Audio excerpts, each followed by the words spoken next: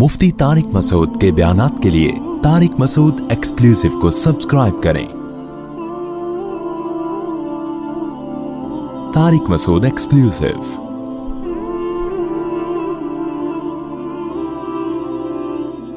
हजरत मौलाना शरफ अली थानवी रहमहुल्लाह ने बड़ी प्यारी बात लिखी।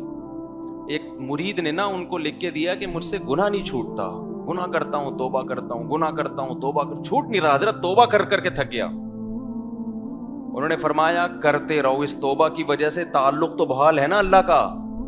चलो मोहब्बत का ताल्लुक नहीं, माजरत का ताल्लुक तो है, एक्सक्यूज का ताल्लुक तो है। नहीं आई मेरा ख्याल है बात समझ में।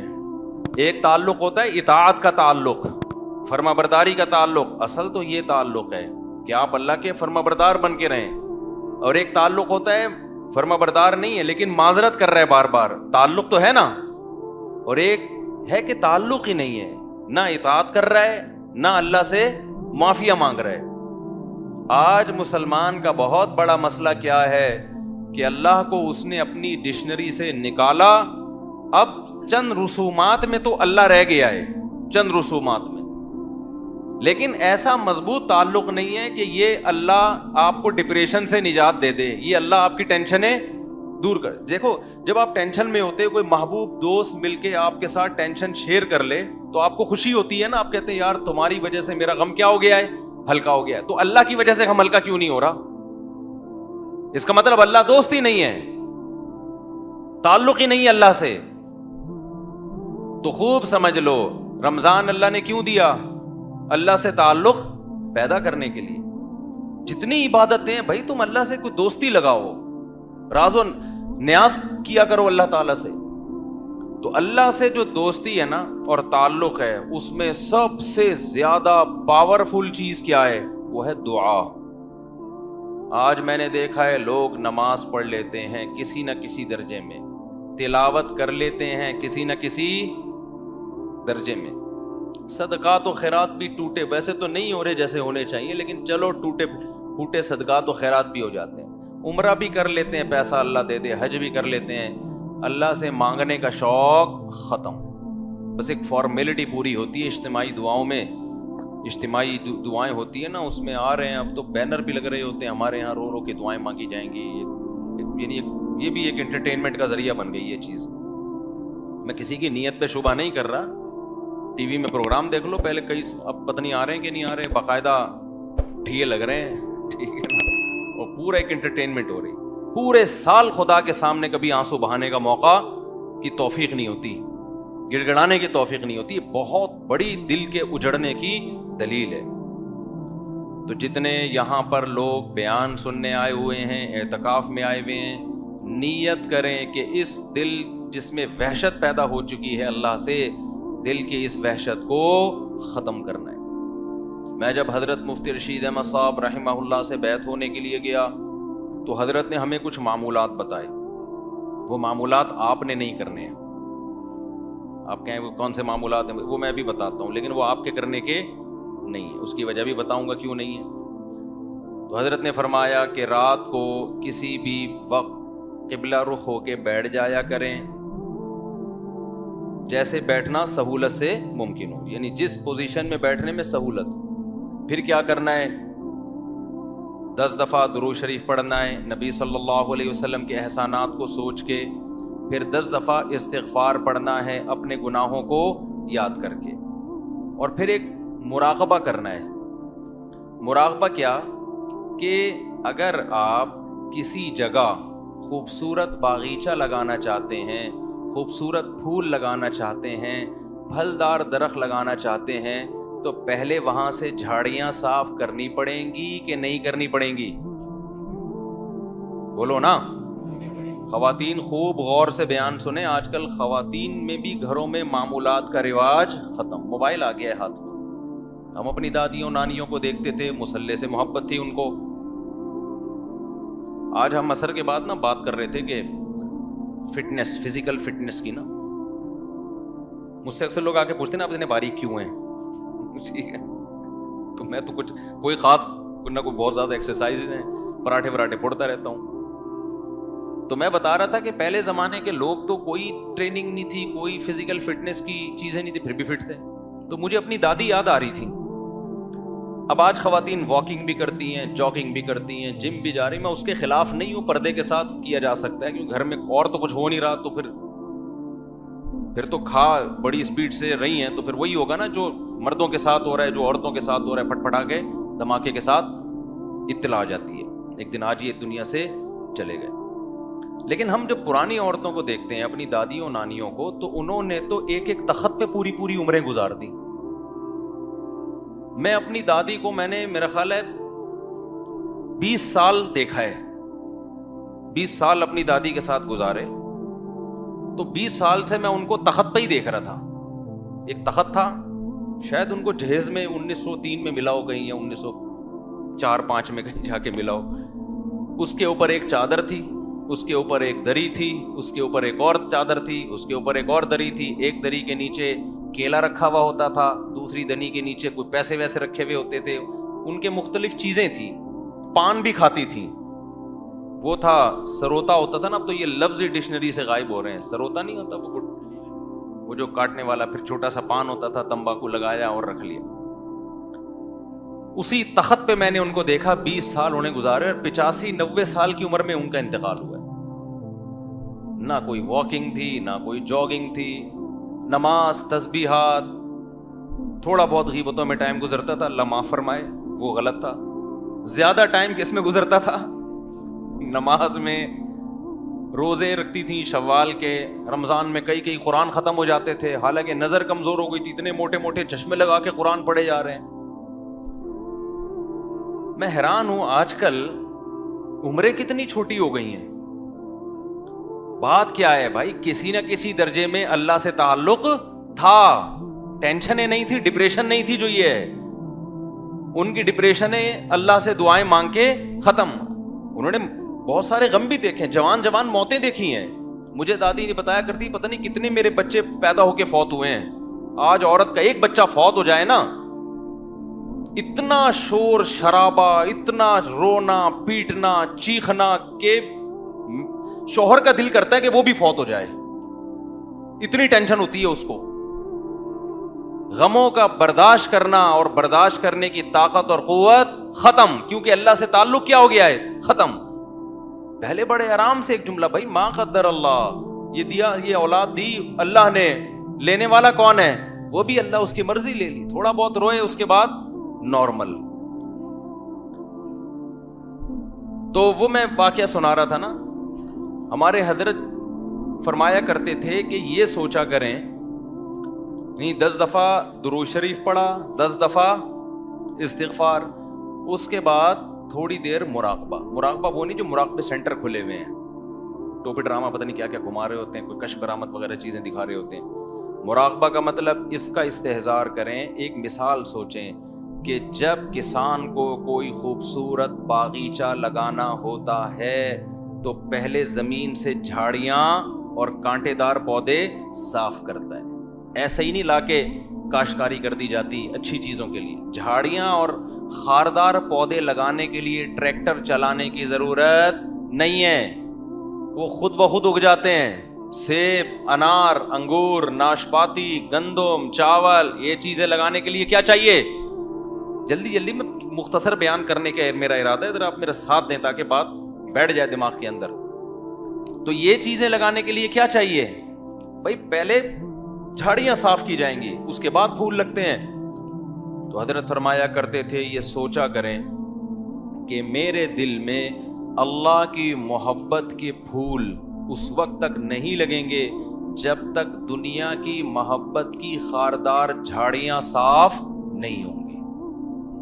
گاڑیوں کی محبت, پیسے کی محبت, شہرت کی محبت, عیاشی کی محبت, میرا بحریہ ٹاؤن میں پلاٹ کیوں نہیں ہے, میرے پاس اتنا پیسہ کیوں نہیں ہے, میں بہت اچھے اسکول میں کیوں نہیں پڑھ پا رہا, میں بہت اچھی یونیورسٹی میں کیوں نہیں پڑھ پا رہا, میں ابھی تک انڈا موڑ پہ کیوں بیٹھا ہوا ہوں, ڈیفینس میں گھر کیوں نہیں ہے میرا. یہ مردار ہے بھائی, بے وفا چیزیں جن سے آپ نے دل لگایا ہوا ہے, روٹنے والی چیزیں ہیں. جو اتنے بڑے بڑے ترقی کر کے کہاں پہنچ گئے, تھوڑے دن میں کہاں جاتے ہیں وہ؟ قبر کے اندر کیڑے کھا رہے ہوتے ہیں ان کی لاشوں کو, جا کے دیکھا کرو نا. جا کے دیکھ لیا کرو, مرے ہوئے ہوتے ہیں, سڑے ہوئے, بو آ رہی ہوتی ہے ان کے اندر سے. ہمارے ایک جاننے والے, انہوں نے بتایا کہ آپ سے ایک سیٹھ صاحب ملاقات کرنا چاہتے ہیں, بہت بڑے سیٹھ, وہ بلڈر تھا, بہت بڑا, بہت ہی بڑا بلڈر. تو انہوں نے مجھے 2-3 دفعہ کہا آپ سے ملنا چاہتے ہیں. میں نے کہا ملنے, کہتے نہیں بھائی وہ اصل میں ان کی سیکیورٹی بہت ہے, تو وہ کیونکہ بہت زیادہ پیسہ ہے تو سیکیورٹی بھی اسی حساب سے, جتنا زیادہ پیسہ آتا ہے نا, پیسے کا گراف جتنا اوپر جاتا ہے, موت کا خطرہ بھی اسی حساب سے اتنا. عزت اور شہرت, یہ 2 چیزیں ایسی ہیں جتنی بڑھیں گی موت کا خطرہ اتنا ہی بڑھے گا. جو غریب آدمی اور مشہور بھی نہ ہو, وہ ٹرک کے نیچے آگے بھی نہیں مرتا, میں نے اکثر دیکھا, پھر بھی بچ جاتا ہے, پھر بھی کہیں نہ کہیں سے بچ ہی جائے گا وہ. جتنی عزت بڑھتی چلی جائے گی نا آپ کی, اور جتنا پیسہ آتا چلا جائے گا, موت کا چانس اسی حساب سے, کیونکہ حاسدین بڑھتے چلے جاتے ہیں نا.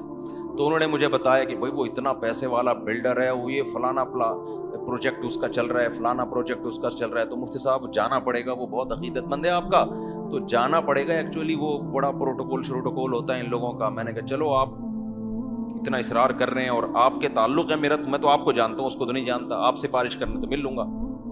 تھوڑے دن میں انہوں نے مجھے بتایا کہ بھائی اس کا انتقال ہو گیا. کیا ہو گیا بولو؟ انتقال. میں نے کہا بھائی کل پرسوں تو ملاقات کی باتیں ہو رہی تھیں. انہوں نے کہا بس وہ ہارٹ اٹیک ہوا اور دار فانی سے ہمیشہ کے لیے چلے. اب اتنا بڑا آدمی, ہارٹ اٹیک اتنے آرام سے ہوتا نہیں ہے. یہ ہم غریبوں والے حساب نہیں ہوتے. ان کی cholesterol level, lipid profile, blood pressure, مشینیں ان کے ساتھ ساتھ چلتی ہیں. غریب آدمی کو تو جب رگ پھٹتی ہے تو پتہ چلتا ہے, 6 مہینے بعد پتہ چلتا ہے کہ ہوا کیا تھا اس کے ساتھ, کیونکہ کوئی ٹیسٹ, کوئی رپورٹ ہے اس کے پاس, بولو نا, ہوتی نہیں ہے. گٹکے کھا کے منہ کے کینسر کو بھی چلاتے رہتے ہیں کئی سال تک. یہ گٹکے بھی غیر معیاری ہیں نا ان کے. تو یہ جو اتنا مالدار آدمی, اچانک سے اس کی موت ہو گئی, تو آپ کا کیا خیال ہے, یہ اچانک ہو گئی ہوگی؟ بھائی ان کو تو رپورٹیں ان کے پاس ہوتی ہیں, شوگر چیک کرنے کی مشینیں ہر وقت, 2-4 ڈاکٹر ہر وقت. پھر بھی اللہ بتاتا ہے جب موت کا وقت آتا ہے, سیکنڈوں کے اندر موت دیتا ہوں میں. میں اکثر ایک مثال میں, بیان میں ایک مثال دیتا ہوں. دیکھو جتنے بھی پیغمبر دنیا سے گئے, سے ہمیں یہی پتا چلتا ہے کہ جیسے نارمل کسی کی موت ہوتی ہے, بیمار ہوتے ہیں, بستر پہ جاتے ہیں, کچھ وقت کے بعد ان کی ڈیتھ ہو جاتی ہے. ہمارے نبی صلی اللہ علیہ وسلم کے ساتھ بھی ایسا ہوا. آپ کو بخار ہوا, چند دن بخار چلا, پھر اسی میں آپ صلی اللہ علیہ وسلم کی وفات ہوئی. لیکن سلیمان علیہ السلام کی وفات کا واقعہ بڑا عجیب ہے. سلیمان علیہ السلام جو تھے نا, ان کی وفات کیسے ہوئی ہے؟ اللہ نے سلیمان علیہ السلام کو اتنی بڑی حکومت دی, تخت ان کے تابع بنا دیا, ہوائیں ان کے تابع کر دی, 100 بیویاں معذرت کے ساتھ. اتنا ظاہر ہے جب بہت پیسہ, صحت بھی, محلات بھی, ملکہ سبا مسلمان ہو گئی, آ کے اتنی بڑی حکومت مل گئی بیٹھے بیٹھے, اتنے وسائل, اور جنات پر روب سلیمان علیہ السلام. اور قرآن کے الفاظ کیا ہے؟ فلما قضینا علیہ الموت. سلیمان علیہ السلام نے ایسے لاٹھی یوں رکھ کے بیٹھے ہوئے ہیں اور تعمیراتی کام کروا رہے ہیں.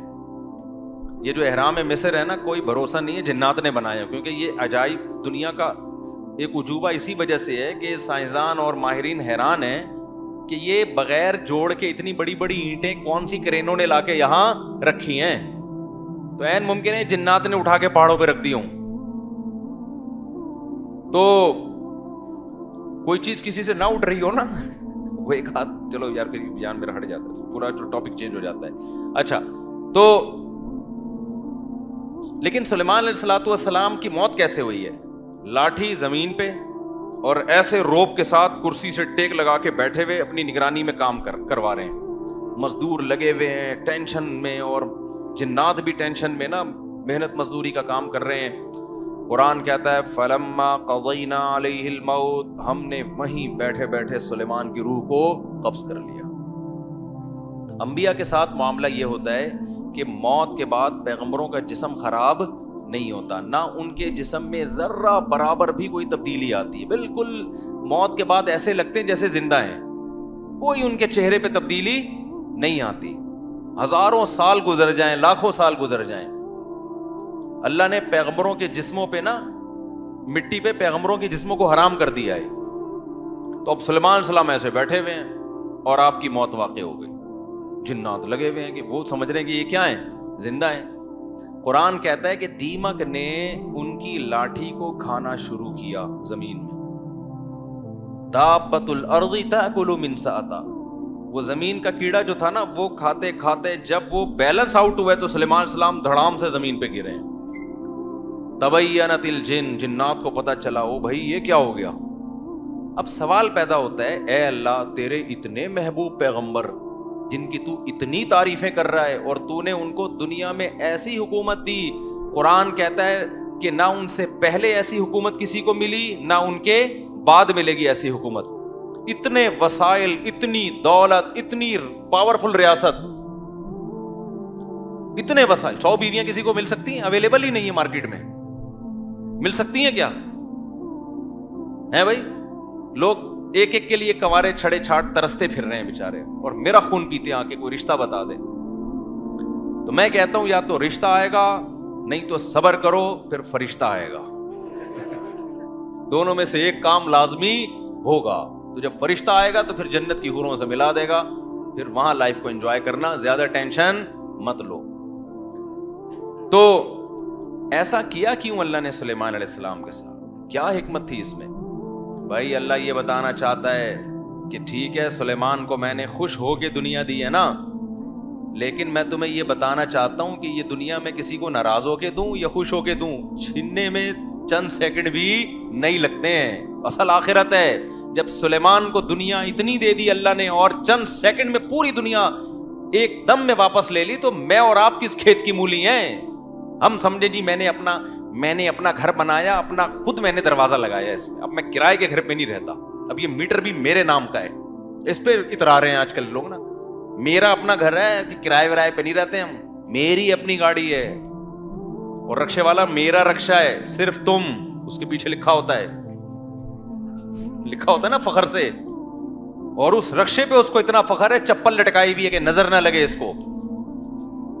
او بھائی ٹرک کو نظر لگی تھی تو یہ رکشہ بنا تھا, اب اس کو کیا مزید کیا نظر لگے گی؟ تو میرا میرا میرا گھر, میرا بنگلہ, میری گاڑی. ہر آدمی اسی بے وقوف اسی چکر میں لگا ہوا ہے. او بھائی ہماری ضرورت 2 وقت کی روٹی ہے بھائی, 2 وقت کی روٹی مل گئی, جسم کسی بڑی بیماری سے محفوظ ہے. اس کے بعد اگر آپ ٹینشن لے رہے ہو نا دنیا کی, تو یہ آپ کی کھوپڑی کا فالٹ ہے. یہ اس کی علامت نہیں ہے کہ اللہ کی طرف سے آپ پر مصیبتیں آ رہی ہیں. مصیبتیں کہاں آ رہی ہیں؟ صبح بھی کھانے کو ملتا ہے, شام کو بھی کھانے کو ملتا ہے. لوگ کہتے ہیں خالی کھانا ہی تو ضرورت نہیں ہے, جھوٹ بولتے ہیں لوگ, صرف کھانا ہی ضرورت ہے ہماری, باقی ساری آپ کی بنائی ہوئی ضرورتیں ہیں. جب بھی یہ بات کرو نا, لوگ کہتے ہیں مولویوں کو دیکھو, صرف کھانا ہی تھوڑی ضرورت ہے, صرف رات گزارنا ہی تھوڑی ضرورت ہے. تو کیا ضرورت؟ مسافر کو تو کھانا چاہیے اور سفر میں ٹائم پاس کرنے کے لیے اچھی سیٹ چاہیے نا, کہ اس میں آرام سے سو سکوں, کمر سیدھی کر سکوں. اب اکانومی کلاس میں آپ کمر سیدھی نہیں کر سکتے آپ جب تک برتھ کا انتظام نہ ہو, لیکن اس میں بھی لوگ کر لیتے ہیں. آپ اکانومی کلاس میں ٹرین میں بیٹھو, چادریں لگا کے سو رہے ہوتے ہیں, اس میں جھولے بھی مل رہے ہوتے ہیں, تو ضرورت کا خود ہی انتظام کر لیتے ہیں نا. تو بھائی ہمیں بھی رات کو سونے کے لیے کوئی سوٹیبل جگہ مل جائے, اور صبح اور شام ہمارا پیٹ کسی طریقے سے پورا نہ بھی بھرے, 1/3 بھی بھر جائے نا, جو ضروری ہے بس بہت ہے. اس کے آگے ساری غریبیاں ہیں, ان غریبیوں کے ملنے پہ خوش ہوا کرو, لیکن نہ ملنے پہ ٹینشن نہ لیا کرو. نہ ملنے پہ اگر ٹینشن ہو رہی ہے تو یہ دنیا مردار کے عاشق ہونے کی علامت ہے.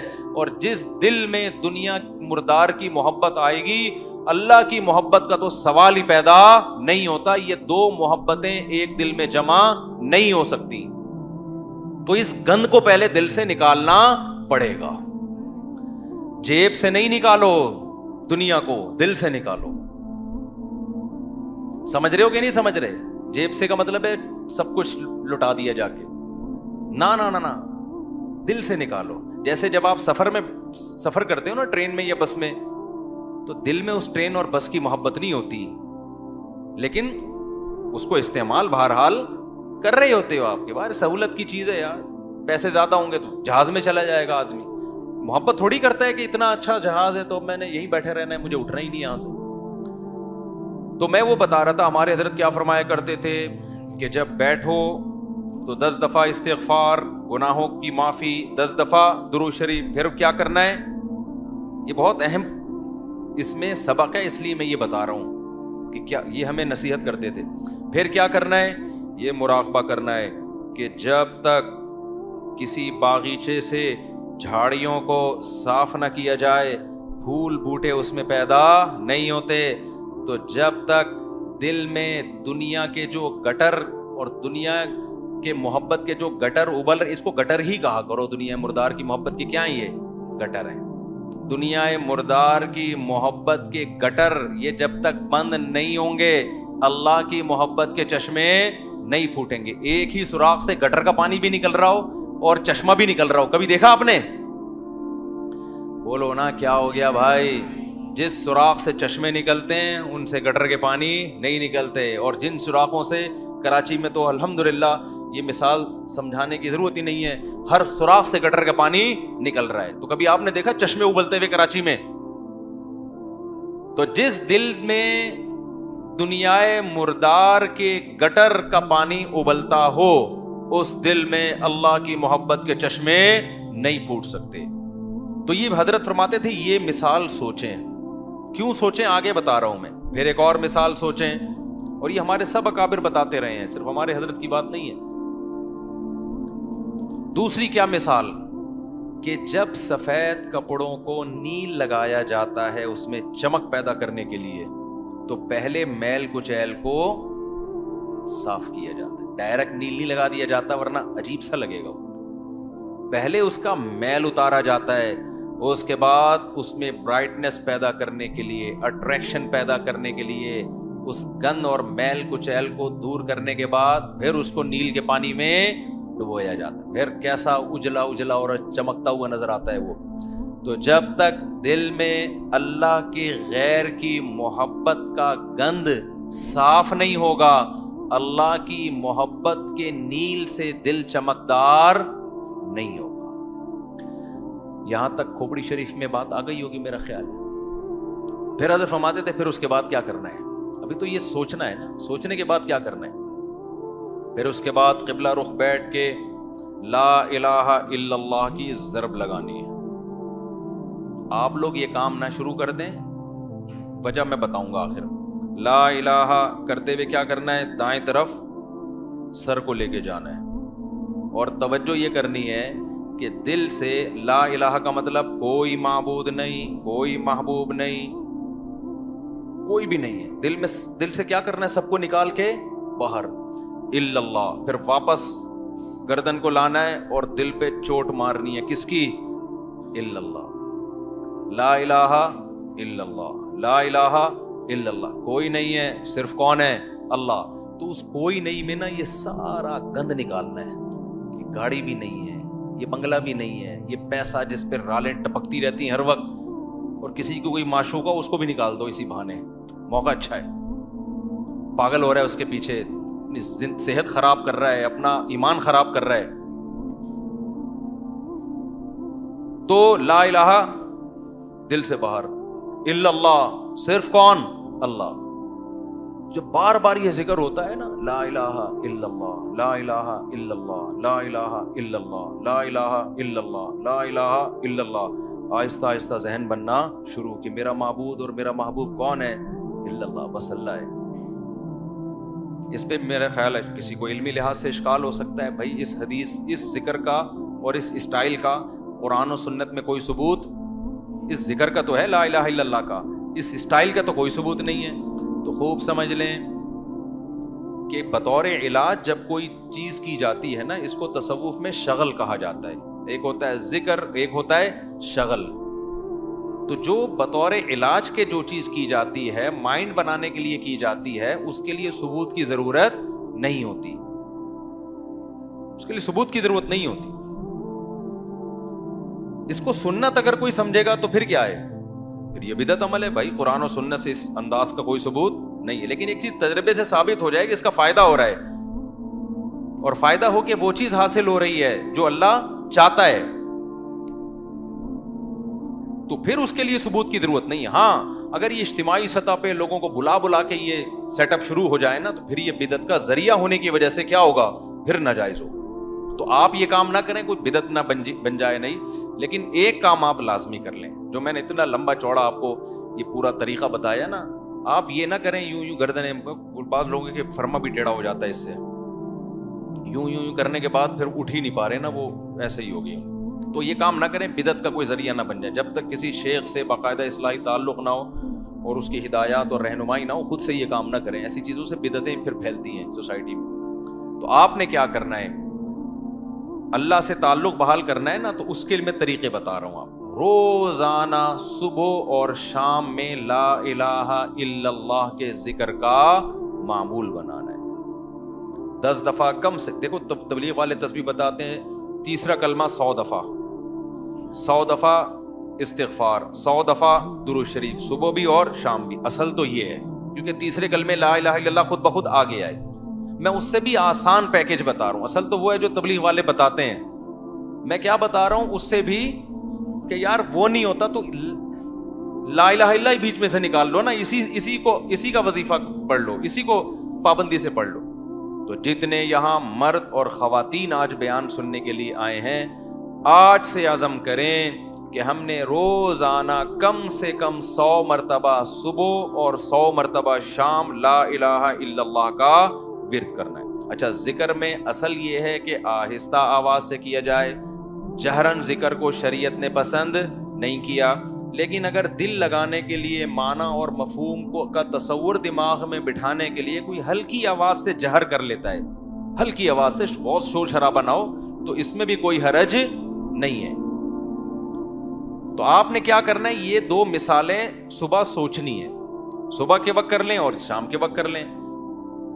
بیٹھیں قبلہ رخ ہو کے، 10 دفعہ استغفار اپنے گناہوں کو یاد کر کے، 10 دفعہ درود شریف پڑھ لیا. اس کے بعد ہلکی آواز میں لا الہ، مزے لے کے ذکر کرنا ہے.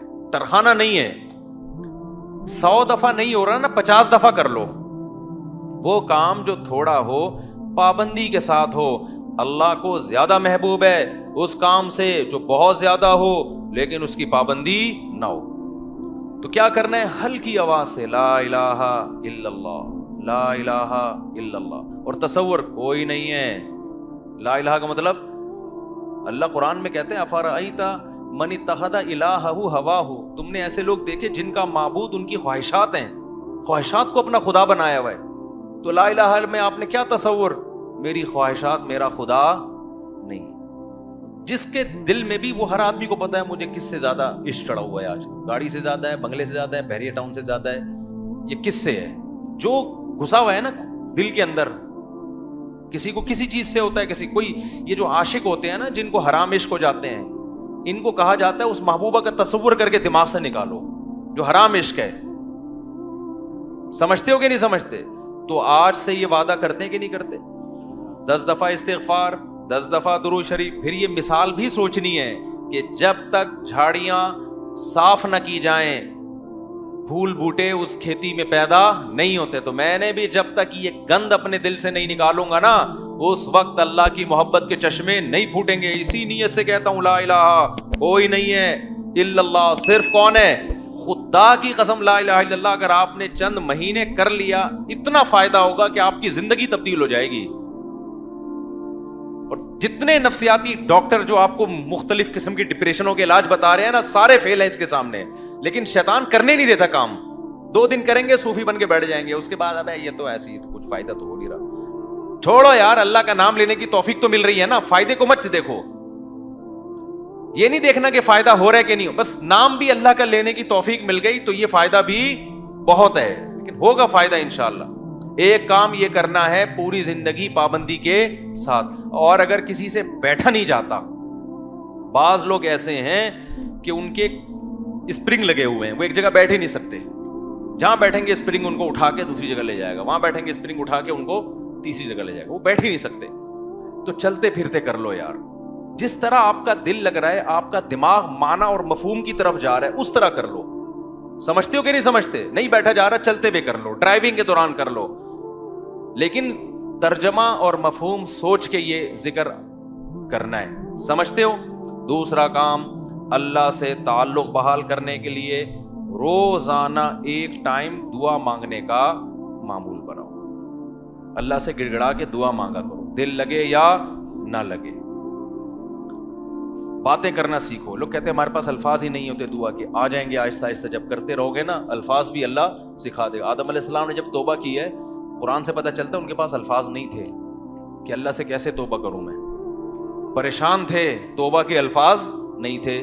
قرآن کہتا ہے فَتَلَقَّى آدَمُ مِن رَبِّهِ, رب نے آدم کو سکھائے الفاظ کہ یہ الفاظ سے دعا مانگو. تو جب آپ اللہ کے سامنے گڑ گڑاؤ گے تو انشاءاللہ اللہ آپ کو الفاظ بھی سکھاتا رہے گا. دعا ہی میں ایک اور کام کرو, ایک کتاب آتی ہے مناجات مقبولہ. کیا نام ہے کتاب کا؟ مولانا اشرف علی تھانوی رحمہ اللہ تعالی نے قرآن اور سنت میں صحیح احادیث میں جتنی دعائیں ہیں ان تمام دعاؤں کو ایک چھوٹے سے کتابچے میں جمع کر لیا. یہاں تک بات کلیئر ہو گئی. پھر کیا کیا ہے؟ اب ساری دعائیں روزانہ مانگنا تو بڑا مشکل ہے, تو بہت ساری دعائیں ہیں, تو انہوں نے ان ساری دعاؤں کو 7 حصوں میں ہفتے کے 7 دنوں میں ڈیوائیڈ کر دیا ہے. اس سے وہ پڑھنا کیا ہو گئی ہیں؟ آسان. پھر لکھ دیا ہے ہفتے کی دعائیں, اتوار کی دعائیں, پیر کی دعائیں, منگل کی دعائیں, بدھ کی دعائیں, جمعرات کی دعائیں, جمعے کی دعائیں. تو جہاں جمعے کی دعا اسٹاپ ہو رہی ہے وہیں اسٹاپ کر دو, کیونکہ اب جو مناجات مقبولہ مل رہی ہے اس میں پھر لوگوں نے اپنی گریویاں بھی بہت آگے لگا دی.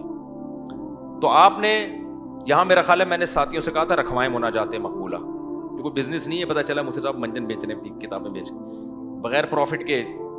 یہاں میرا خیال ہے مل جائیں گے. تو میں نے بولا تھا سب کے لیے لے کر آؤ, بس یہ تو اللہ ان سب کو ہدایت دے. کل سے میں چیخ رہا ہوں کہ لوگ زیادہ ہوں گے, مناجات مقبولہ بہت زیادہ تعداد میں ہونی چاہیے تاکہ سب لوگ خریدیں. جی چلیں, آپ یہاں 150 ہوں گے اعتکاف والوں کے لیے, لیکن کسی کو فری پھوکٹ میں نہیں دینا ہے. فری والا کام ہمیشہ اس کا کوئی فائدہ نہیں ہوتا, پیسے خرچ کر کے لینی ہے, کوئی پروفٹ نہیں ہے. باقی لوگ بنوری ٹاؤن سے بھی ملتی ہے, ہر جگہ سے مل جاتی ہے, ٹھیک ہے نا. وہ کتاب خواتین بھی رکھیں, مرد حضرات بھی گھر میں رکھیں. اس سے فائدہ کیا ہوگا؟ ویسے الگ سے بھی دعا ہاتھ اٹھا کے اخپل طریقے سے مانگے, رٹے رٹے الفاظ نہ ہو, آپ کے اپنے الفاظ ہوں. اور دوسرا, اس دعا کو بھی روزانہ پڑھنے کا معمول بنائے. اس سے فائدہ کیا ہوگا؟ اس میں قرآن و سنت کی جتنی دعائیں, پیغمبروں کی دعائیں ہیں, اللہ نے جو دعائیں ہمیں خود سکھائی ہیں, وہ ساری ایک ہفتے میں آپ مانگ لو گے. تو یہ کوئی کم فضیلت ہے؟ بہت بڑی فضیلت ہے. اور پھر ایک اور خاندانی فائدہ ہوگا, جب آپ وہ پابندی سے پڑھنے کا معمول بناؤ گے نا, تو 6-7 مہینے, سال کے بعد جا کے وہ ساری دعائیں آپ کو یاد ہونا شروع ہو جائیں. ایک وقت آئے گا آپ کے سینے میں دعاؤں کا بہت بڑا ذخیرہ ہوگا. تو معمول بناؤ گے کہ نہیں بناؤ گے؟ مناجات مقبولہ خریدیں. اس کا یہ مطلب نہیں کہ الگ سے دعائیں نہیں, وہ الگ سے مانگنی ہے. کتنے کام ہو گئے؟ 3 کام. چوتھا کام دعا, وہ تو میں پہلے بتا چکا ہوں, یہ تیسرے کام میں آ گیا. چوتھا کام آپ نے کیا کرنا ہے؟ روزانہ کم سے کم 1 پارے کی تلاوت کرنی ہے. موبائل سے جان چھوٹے گی نا, لوگ کہتے ہیں پھر بھائی سارا دن موبائل میں لگے رہتے ہیں, تو موبائل نہیں ہو تو کیا کریں. تو یہ کام کریں گے تو پھر تھوڑا بہت موبائل کے لیے وقت بھی آپ کو مل جائے گا. تو پہلے اپنے آپ کو اچھے کام میں بزی تو کریں نا. تو کیا کرنا ہے؟ روزانہ 1 پارہ قرآن کی تلاوت. اگر آپ اٹک کے پڑھتے ہیں, 1 پارہ پڑھنا بہت مشکل ہے, تو ٹائم کر لیں آپ کہ میں روزانہ آدھا گھنٹہ قرآن مجید کی تلاوت کروں گا. یہ بھی مشکل لگ رہا ہے تو زیادہ فنٹر بننے کی ضرورت نہیں ہے, آپ کہیں 25 منٹ کروں گا. یہ بھی مشکل لگ رہا ہے تو کوئی بات نہیں, 20 منٹ پہ لے آئیں. یہ بھی مشکل لگ رہا ہے 15 منٹ پہ لے آئیں. یہ بھی مشکل لگ رہا ہے آپ پہلے صرف 10 منٹ میں تلاوت کروں گا. کوئی ٹینشن کی زیادہ کے چکر میں نہ پڑیں. شیطان کیا کہتا ہے, تو بہت نیک آدمی, یہ 10 منٹ سے کیا ہوتا ہے, سارا مسئلہ یہاں سے خراب ہوتا ہے. آپ 10 منٹ بیٹھ جاؤ قرآن لے کے. وہ 10 منٹ جو پابندی کے ساتھ ہو, اس 2-2, 3-3 گھنٹے کی تلاوت سے بہتر ہے جس میں 2 دن بہت بڑا ولی اللہ بنا ہوا ہے, اس کے بعد مارکیٹ سے شارٹ ہو گیا. آئی بات سمجھ میں؟ تو روزانہ کیا کرنا ہے؟ تلاوت کا معمول بنانا ہے. کتنے کام ہو گئے؟ 4. 5واں کام کیا کرنا ہے آپ نے؟ دیکھو قرآن میں تہجد کی اتنی زیادہ فضیلت اللہ نے بیان کی ہے نا, کہ ایسا لگتا ہے کہ جو جنت میں جائیں گے وہ تہجد تو پڑھتے ہی ہوں گے لازمی. یعنی قرآن سے ایسا لگتا ہے, کہیں بھی ایسا نہیں ہے کہ جنتیوں کی صفت بیان کی اور تہجد کا اس میں تذکرہ نہ ہو. تو ہمت کر کے نا رات کو 2 سے 4 رکعتیں کم از کم پڑھنے کا معمول بنا لو. اور اس 4 اور جو دعا کرو گے نا وہ اسی 4 رکعتوں کے بعد, وہ جو ایک معمول میں نے بتایا نا دعا کا, کیونکہ سب سے زیادہ قبولیت کا وقت کون سا ہے؟ رات کا آخری حصہ. تو ہماری خواتین کو بھی ان چیزوں کا اہتمام کرنا چاہیے اور ہمارے مردوں کو بھی. آپ دیکھنا انشاءاللہ زندگی میں آہستہ آہستہ زبردست تبدیلی آنا شروع ہوگی, سکون آنا شروع ہوگا گھروں میں, اطمینان. ایک دم سے نہیں ہو جاتا سب کچھ, تھوڑا سا اللہ سے کنیکشن بحال ہونا شروع ہوگا.